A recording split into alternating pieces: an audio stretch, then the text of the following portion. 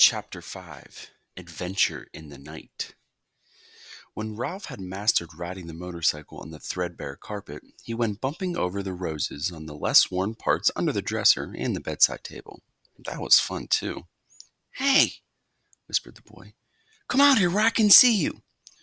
Brrr. Ralph shot out into the moonlight, where he stopped, sitting gently on the motorcycle, with one foot resting on the floor.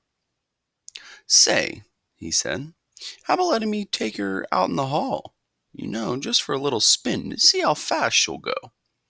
"Promise you'll bring it back?" asked Keith.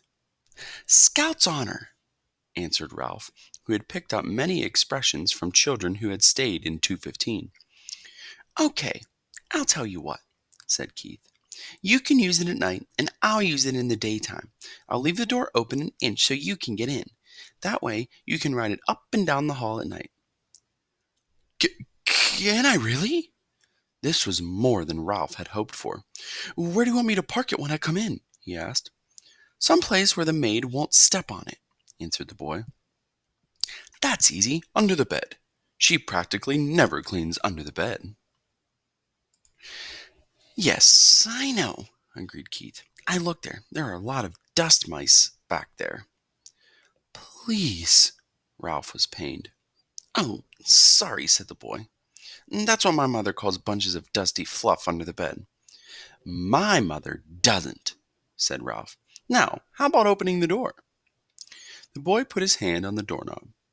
"You won't let anything happen to my motorcycle, will you?" he asked. "You know I wouldn't let anything happen to a beauty like this," said Ralph. "See that you don't, and don't stay out too late." The boy opened the door and permitted Ralph to put out into the dim light of the hall. Ralph had a scary feeling that he was on the threshold of an adventure. There were no beds or chairs for him to dart under in case of danger. The floor creaked. Someone was snoring in room 214 across the hall. Outside in the pines, an owl hooted, "Hoo!" sending prickles up Ralph's spine. Ralph controlled the trembling of his paws while he hesitated outside the door to consider the possibilities of the hall, which was carpeted down the center, leaving two smooth highways of bare floor on either side along the baseboards. It did not take Ralph long to decide what to do. He picked up his tail, took a deep breath, bent low over the handlebars, flattened his ears, and sped down the straightaway as fast as the motorcycle would go. He could feel his whiskers swept back by the force of his speed. It was glorious! Ralph had never ventured so far from home before. The old wooden hotel, cooling in the night air, snapped and creaked, but Ralph was brave. He was riding a motorcycle. He passed room 213, ran out of breath, and let the momentum carry him past another noisy snorer in room 211. On down the hall to the elevator, the mysterious elevator that carried people to that wonderful place Ralph had heard so much about, the ground floor. When Ralph came to the stairs, he stopped to look down, knowing it was impossible to ride a motorcycle downstairs, and at the same time wishing he could see for himself the wonders that lay below. He sniffed the air, and it seemed to him that he could smell the strange foods he had heard about: cinnamon buns with sticky frosting, turkey stuffing, and pancakes with maple syrup.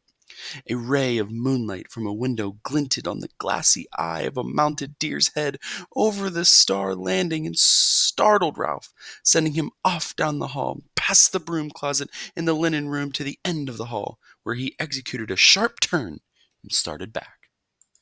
Exhilarated by speed, Ralph raced up and down. Once he heard some people getting out of the elevator, he had to duck behind the curtain of the window at the end of the hall. Toward midnight, he passed his Aunt Sissy scurrying along the baseboard. He waved and nearly lost control of the motorcycle. Ooh. Aunt Sissy stopped to stare while Ralph rode on, feeling pleased with himself, and at the same time sorry for Aunt Sissy. Poor frightened thing, with only her feet to carry her from one crumb to the next. Up and down the hall raced Ralph until, after an especially noisy burst of speed outside of room 211, he was startled to hear a dog bark inside the room. Now it was Ralph's turn to be frightened. Oh, he thought, I'd better be careful. If there was one thing Ralph disliked, it was people who traveled with dogs. Dogs always sniffed around where they had no business sniffing. Once a dog had even barked into the mouse hole in room 215. It was days before Ralph's mother got over that. Ralph heard someone moving around inside room 211, and, looking back over his shoulder, he saw the door open and tousled a man in a bathrobe and slippers appeared carrying a little terrier. The man looked cross and sleepy as he stared down the hall toward the elevator with his dog. He was walking straight toward Ralph. Brrr. Realizing he was taking a chance, Ralph speeded up the motorcycle. If he turned and headed back to room 215, he would have to pass the man. It was better to continue toward the elevator and hope he could find a place to hide. He raced on down the hall. The wild barks of the little terrier told Ralph that he had been seen by the dogs, if not by the man. "Shut up," muttered the man to his dog. "I'm going to walk you. You don't have to wake up the whole hotel." Ralph reached the elevator, where he drove around behind the ashtray on the stand beside the door. He stopped and waited, tense and frightened. Outside, an owl hooted. "Hoo!" was silent and hooted again. "Hoo!"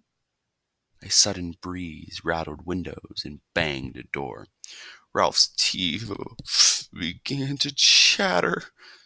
The dog whimpered, but the man walked straight past Ralph, pushed a button, and in a moment stepped into the elevator.